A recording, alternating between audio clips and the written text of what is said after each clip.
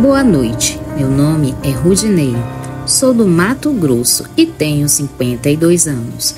Isso aconteceu quando eu e meu irmão tínhamos 5 anos de idade. Meu irmão se chama Ramon. Ramon nunca se assustou com o escuro ou filmes de terror.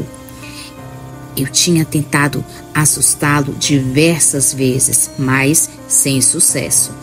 Até mesmo quando pulava para fora de alguma esquina enquanto ele passava, ele apenas ria. Era estranho que ele não se assustasse. Mudamos da cidade para o campo no início de 1977, quando meu pai comprou uma casa no sítio. Ele conseguiu ganhar a vida com ações comerciais e combinações de negócios. Essa carreira dele me confundiu terrivelmente naquela cidade, mas eu estava feliz por podermos nos mudar para um lugar maior e mais aberto. Adorei rolar pelas gramas, sentir o ar puro e ter um contato maior com a natureza. No entanto, a mãe não gostava e eu voltava para dentro de casa com as gramas mortas. Meu irmão Ramon gostava de escalar árvores, algo que ele fazia com coragem. Ele tinha muito mais coragem do que eu. Eu tinha medo de cair ao tentar escalar algo muito alto. Eu apenas observava e verificava de que ele não ia cair. Os primeiros meses na nova casa foram excelentes.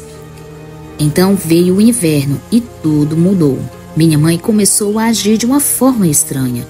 Ela acordava de manhã muito cansada, ao contrário de sua condição normal. Notei também que ela fazia questão de ficar mais perto de casa em nossas novas aventuras. Cheguei a pensar que ela não gostava mais de se aventurar em lugares altos. Percebi que ela tinha medo até de ir para a cama sozinha e que estava com medo do escuro durante a noite. Na época, eu não tinha ideia do que estava acontecendo com meu irmão. No entanto, eu tinha certeza que ele estava muito estranho. Ele havia se transformado em um garoto reservado e quieto, que temia o inverno e a noite. Testemunhei a condição dele piorar. Meus pais estavam preocupados e tentaram mudar sua dieta, pensando que talvez ele não estivesse recebendo vitamina D, cálcio ou algo assim. Visitas ao médico e exames de sangue revelaram que ele estava fisicamente bem, mas algo acontecendo em sua mente. Ele perguntava repetidamente o que estava acontecendo e, quando questionado se estava com medo de algo, ele assentia com a cabeça, mas depois balançava a cabeça dizendo nada. Durante esse período, perguntei à minha mãe e ao meu pai se Ramon poderíamos trocar de quarto, uma ideia que eu tinha há algum tempo. Além de não gostar muito da localização do meu quarto, eu ficava mais longe do banheiro do que o quarto de Ramon. Eu tinha uma bexiga mais ativa do que ele, sem contar que minha janela não tinha muito para olhar, exceto um grande campo vazio e com nuvens. Eu preferia olhar para um bosque, que era a visão do quarto de Ramon. Minha mãe aceitou a troca, com uma condição de que eu não movesse nenhum móvel, apenas trocando lençóis e cobertores, sem mudar a cama de lugar. Eu e Ramon fomos para nosso quarto juntos, trocamos algumas coisas menores, mas o tempo todo Ramon parecia triste, como se tivesse se arrependido da escolha. Perguntei a ele várias vezes: "Você tem certeza de que quer trocar?" Ele confirmou que sim. Eu tinha certeza de que ele estava feliz com a mudança, pois fui adormecendo e quase animado para ir dormir no meu novo quarto. Depois de algumas horas brincando com carros e bonecos de homem do exército, a minha mãe e meu pai me disseram que era a hora de eu ir dormir também. Então fui pelo corredor, primeiro explicando tranquilamente o novo quarto de Ramon, ou o meu antigo quarto. Ele estava dormindo na cama, até roncando. Isso me deixou feliz em vê-lo dormir tão bem. Talvez pela manhã se sentindo bem por eu ter feito a troca com ele. Fui para o meu quarto novo e, em seguida, para as minhas cobertas. Virei-me para o lado esquerdo e meio que olhei para fora da janela, para ter uma ideia da minha nova visão, já que a janela do meu quarto, as do Ramon, não tinha cortinas ou persianas. A mãe tentou colocar cortinas e persianas, mas lembro de pedir para não colocar cortina, pois preferia ver a visão do lado de fora. Quando ela me lembrou que eu poderia simplesmente abrir a cortina e persiana, fiquei firme com minhas palavras, dizendo que não preferia e que a janela não deveria ter as mesmas. Sendo meu irmão mais novo, Ramon concordou comigo, dizendo que não queria também. Por isso não havia persianas ou cortinas em nossos quartos. Naquela noite de lua cheia, a lua estava grande e clara que iluminava as árvores próximas à nossa casa. Dava para ver as árvores e galhos balançando ao vento. Eu apenas olhava para a folhagem noturna até adormecer. Com o tempo, lembro-me de acordar à meia-noite com barulho.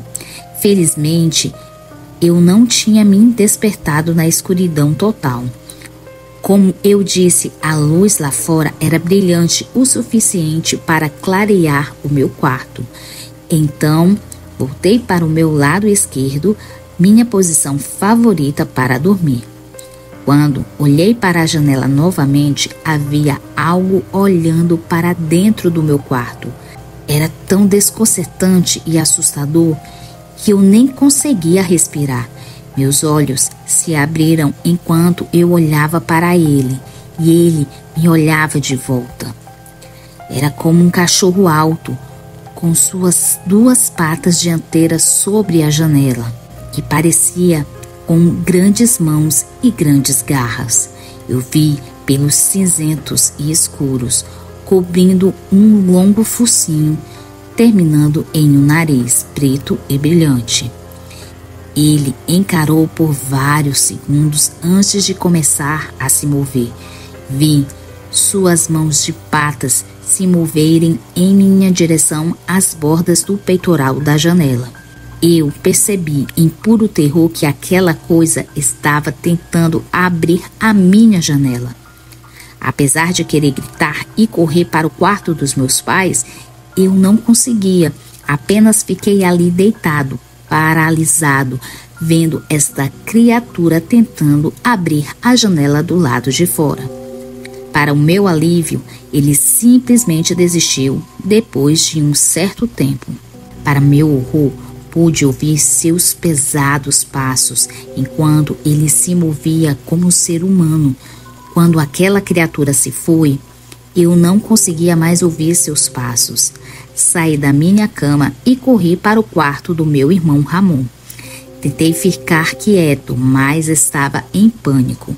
Abri sua porta e fui para sua cama deitar ao seu lado. Virei-me para ele e foi quando fiquei surpreso. Vi que meu irmão estava bem desperto, com os olhos cheios de lágrimas. Antes que eu pudesse dizer uma palavra, Ramon disse: "Me desculpe, me desculpe, me desculpe. Por favor, me desculpe." Fiquei confuso por um momento, mas então percebi o motivo de sua mudança repentina e seu medo súbito das coisas. Ele havia sido visitado por aquela criatura em sua janela desde o início do inverno. Entendi agora que ele se sentia culpado. A princípio, ele não queria que eu fosse para seu quarto, mas a ideia de dormir melhor e não ter que ficar aterrorizado falou mais alto para ele. Não o culpei nem um pouco. Eu sabia que meu irmão não estava tentando me fazer mal.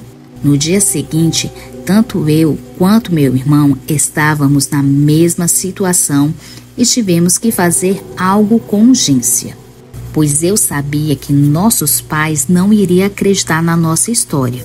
No entanto, eu tinha um plano. Falei para o meu irmão que meu pai odiava aranhas e eu havia encontrado as maiores aranhas que pude encontrar.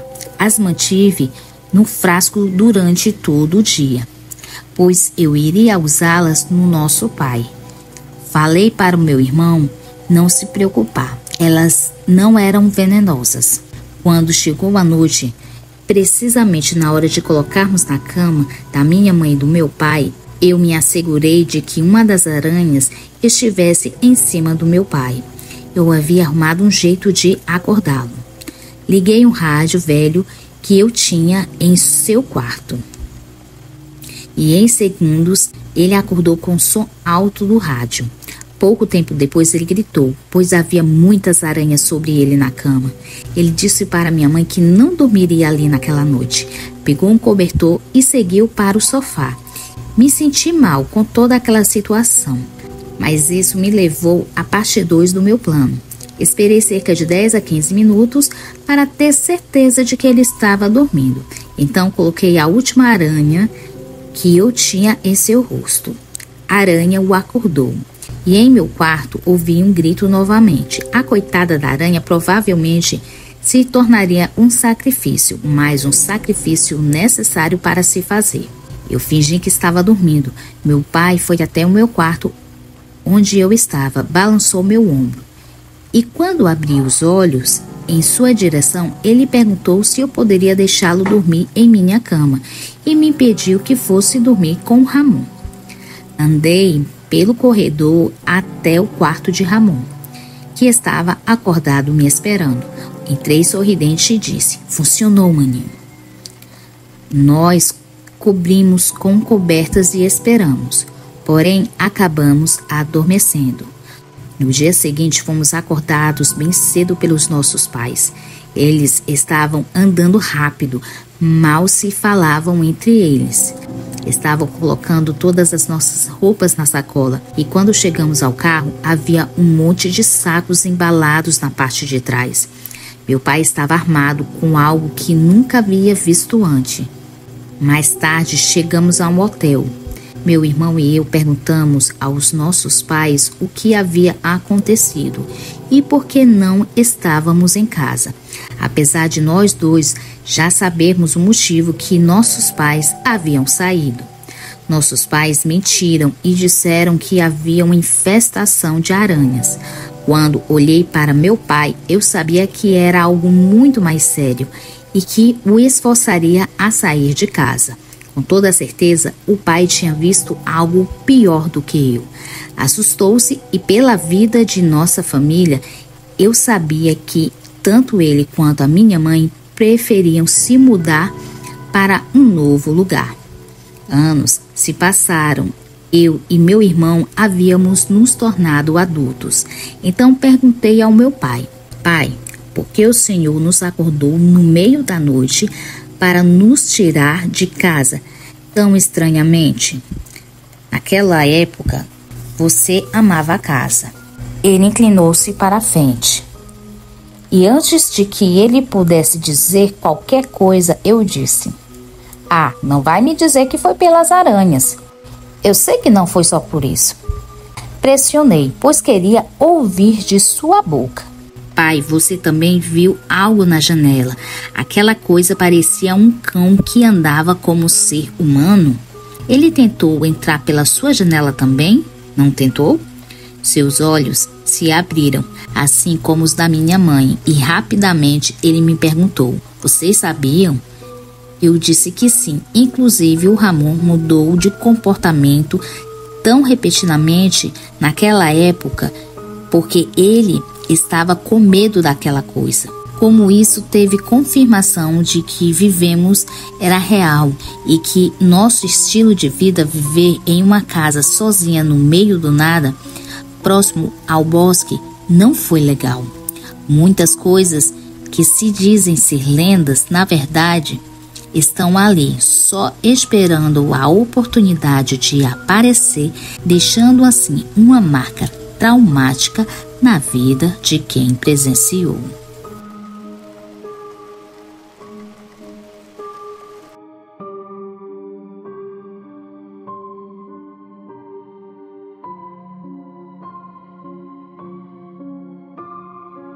Muito obrigada pela sua presença. Se gostou do vídeo, deixe seu like. Se for novo por aqui, inscreva-se no nosso canal e assine o sino das notificações. Comente qual a sua cidade. Também aceitamos sugestões de vídeos. Se gosta do nosso trabalho e quiser nos ajudar, se torne membro ou dê um valeu. Também compartilhando os vídeos com seus amigos nos ajuda a alcançar mais pessoas. Desde já agradeço e até o próximo vídeo. Tchau, curiosos!